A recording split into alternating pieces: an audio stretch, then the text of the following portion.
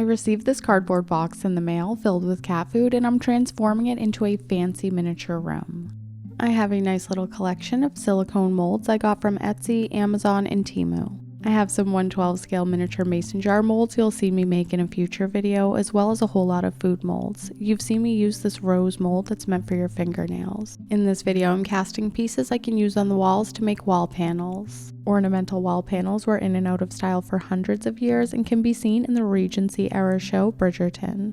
I've seen a lot of people use air dry clay in these molds, which would work really well, but I want to try some liquid clay to start. A couple of years back, I got a few bottles of liquid Sculpey on clearance at Michael's. This is liquid polymer clay. I'm starting by squeezing the clay into the smallest details to make sure there aren't any voids. After filling the mold, I'm repeatedly dropping it against the table in the hopes of releasing any air bubbles.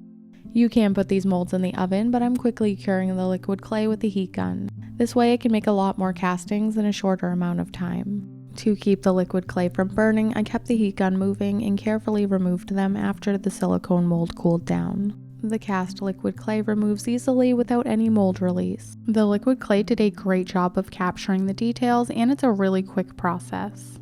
Plaster of Paris is a classic craft supply, so that's what I'm trying next. According to my package instructions, you mix 2 parts powder to 1 part water. I'm using a digital scale for this, but you don't have to be that precise. I'm scooping on the plaster of Paris and using the back of the spoon to smush it into the details. I'm trying to avoid air bubbles and voids that are missing details, so I'm smushing it in from multiple directions. To try to get the flattest result possible, I decided to do this in 2 stages. I let the first layer dry just a little bit and then came back over the top before my original batch of plaster of Paris hardened and finished with a top layer. I filled a different mold in a similar way by adding it first to the details, scraping off a lot of the excess, allowing it to partially dry, and then finishing it with a top layer. I mixed up a really small amount of plaster of Paris, but it went a long way, so I just carried on filling molds. I don't want any of the plaster of Paris to go to waste, so I'm using some of the rapidly hardening extra bits to fill in food molds. Since the food molds are transparent, it makes it easier to figure out if they're completely filled. I used every last bit of plaster until the spoon broke.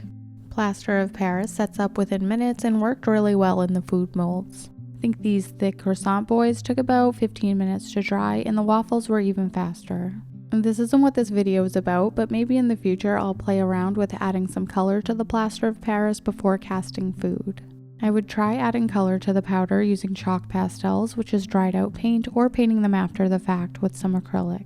There are teeny tiny air bubbles present, but they're mostly perfect. Now it's time to unmold some of my decor that I'll be using to decorate the walls of the box. This particular design, which is less intricate, works really well and compares favorably to the liquid clay version. This mold has a more delicate design, so I'm slightly pulling the edges so it pops out easily. This shows a couple of angels and some intricate scroll work. This mold worked really well with the liquid clay, but the thin parts broke apart with the plaster. Both the larger design and the smaller design broke in 3 pieces each. I'm gluing these pieces to a wall, and the broken pieces fit together cleanly, so I'll still be able to use them, but I probably wouldn't use plaster of Paris in this mold again. For this scrolly mold, one demolded nicely, but the other side lost just the tip. I wanted to experiment with overfilling the mold to keep the tiniest details from breaking like I experienced in the previous casting. Since it's all filled in, the details are hard to see because there are no spaces. If you have the patience and you're so inclined, you can use a craft knife to cut away some of the excess plaster of Paris. I started by cutting away excess on the outside of the mold, but in retrospect I should have done the center first to keep the edges more substantial and less prone to breakage. I used a combo of a cutting motion using the tip of the blade and used the dull edge of the blade to scrape some excess. It only took a few minutes and it was a pretty relaxing process, and you get a beautiful result by cutting away the excess plaster. I'll experiment some more with molds in the future, but for now I'm prepping the box. I'm starting by hot gluing the edges and the flaps so I have a tighter, more structural box. Gluing down flaps like this will keep them from popping open in the future and affecting the floors and walls I add. I'm covering the inside of the box with thick paper that's similar to cardstock. I started by taking a few measurements of dimensions and scoring a line. I'm folding along this line. Scoring at first makes a cleaner fold, but I made sure not to cut all the way through the paper. This piece of paper will fit nicely on the inside of the box and smooth out the walls. Now that I've done a dry fit, try fit, as Little Gretchen's workshop would say, I'm adding the paper to the inside using double-sided flooring tape. Since I won't be painting my walls, I don't have to worry about them warping, so I'm only adding a small amount of tape. If I was adding moisture to the walls with paint, I would add a lot more tape to make sure there's no bubbling and warping. This room box will be featuring this piano in the near future, so I marked the height and width. I'm adding wallpaper to the room box at a height above the piano, so I'm looking through my stash to choose a nice fancy paper.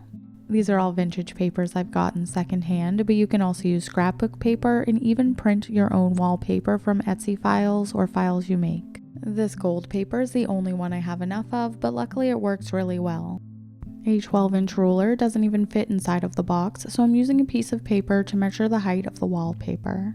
Anytime I make miniatures, I'm up to my old tricks and avoiding having to measure things. I cut the piece of paper in a straight line at the appropriate height and left some excess on the left and right side. That way I can fold these inner corners and get a nice clean finish across the back with no gaps between the side paper and the back piece of paper. The paper fits very nicely, so I'm adding it with some double-sided Scotch tape. This is a lot thinner than the flooring tape I use, but it works really well for lightweight paper like this. I picked up a couple of rolls of this stuff for 50 cents each at a thrift store, so you'll see me using it a bit more in the future. I want the wallpaper facing this direction, so I'm paying attention when I add it to make sure I don't add any pieces upside down. Adding an oversized piece like this with folded corners is a lot easier than trying to cut a perfectly sized square for the back without any gaps. I'm adding the side piece with some more tape and lining up the design. There's a tiny bit of a gap at the very edge of the paper, so I'm adding a little bit of acetone base glue to secure it. With the lower walls covered, I'm adding some trim to separate the wallpaper from the paneling above. I'm making my trim with bamboo skewers and using a file to shave a 45-degree angle for the corner. You could also use a craft blade or miter shears. The pieces will meet in the corner like this. Just the bamboo skewer looks just fine, but to add additional detail, I'm gluing it to a piece of scrap paper and adding a piece of string underneath it so it looks like carved molding. To join the two pieces, I ran a bead of glue along the skewer, covered the string in glue, and stuck them together on the scrap paper. To keep the string nice and straight, I'm pressing it into the glue and up against the bottom of the skewer. I'm trying to get into the habit of making extras, so I don't need to make everything from scratch for each project, so I could have made a few more of these trim pieces. The paper was serving as a base to easily glue the string to the bamboo skewer, but I want to remove all of the excess. Getting a clean cut with the scissors was proving tricky, so laying it on a cutting mat and using a blade works a lot better. I'll paint and install this wall trim later, but first I need to make my wall panels. Rather than working inside of this confined space and applying the trim directly to the wall, I'm cutting these pieces of paper to create the panels out of. To help plan the space, I chose the pieces of molding I'll be applying to the wall and cut the pieces of paper into the size of the future panels. I'm adding trim around the edges of the paper using more bamboo skewer. To ensure the rectangles are the same size, I cut all 4 of the long pieces at the same time. The angles will be mirror images of one another to make clean miters.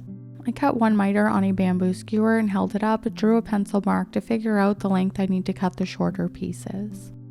After having done no math or measuring for what could be a very finicky little project, I added glue around the edges of my paper rectangle, and now I'm adding the trim.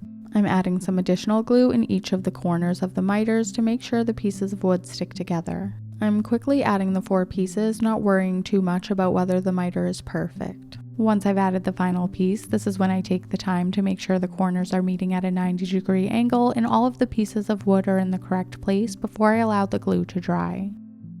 To add additional detail, I coated some string in glue and I'm tucking it underneath the trim.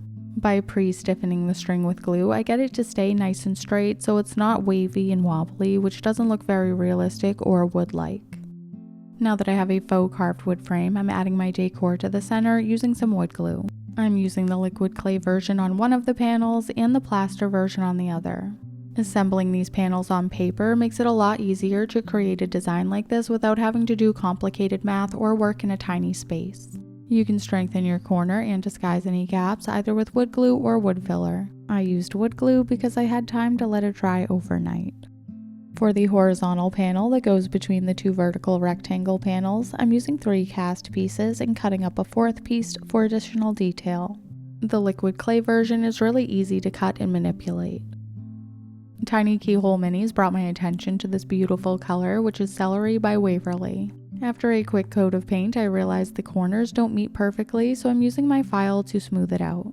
You can do all this prep work prior to paint, but a coat of paint does tend to bring out the imperfections and make them easier to see. Now the corners have a nice smooth join and it looks like a perfect miter. There are lots of tiny details, so I'm painting the panels from multiple directions to make sure I don't leave any unpainted spots. As I was working on painting my panels, I was also adding some layers of paint to the inside of the room box I'm working in. To conserve time and paint, I left some white spots which will be covered by panels anyway. When I glue the panels on, it'll also be easier for them to stick to the paper wall if it's not covered by paint. I'm quickly attaching the panels with some glue that won't dry immediately. I'm making sure I don't add the glue too close to the edge because I don't want it to squeeze out the sides. I quickly added the 3 panels, and before the glue is set, I'm rearranging them to make sure they're well positioned without having to do much pre-planning. I generally prefer to eyeball things rather than measure.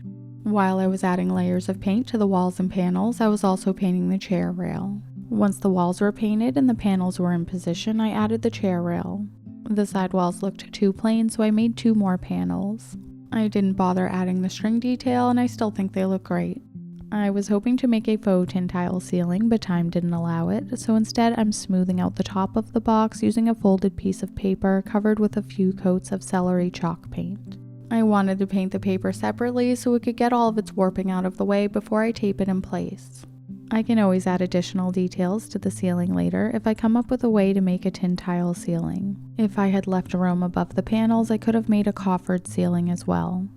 I used hot glue along the edge and squared up the sides using some scrap pieces of cardboard. Now the inside walls are meeting at a 90-degree angle, so I can use some hot glue to secure my flaps along the edges to hide all of the corrugation. Caulking would work really well for this, but to disguise the gaps between the ceiling and the walls, I added some layers of white glue.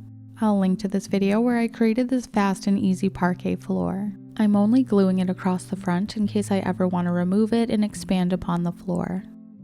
I'm using some strips of chipboard to create some base trim. This is the type of trim you see at the bottom of walls. I'm gluing 2 pieces together in a stack. These are the same sizes, but by slightly offsetting them, it creates the illusion of carved trim. To really sell these 2 pieces as one piece of wooden trim, I'm using some sandpaper to soften the hard edges.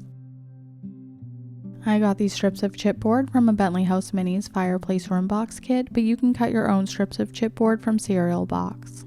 To help the corners meet nicely, I filed them into a miter. To make these look like wood, you could add color with antique wax, acrylic paint, or wood stain. For me, the dark color contrasted too much, so I added a couple coats of yellow ochre, followed by some gold rub and buff to match the color of the wallpaper. Gold leaf was too bright and the antique gold was too bronze, so I mixed the 2 colors together. I don't know about you, but my gold leaf has always been very liquidy, so there's some kind of paint thinner that always comes to the surface, but I still mixed them together and got a good result.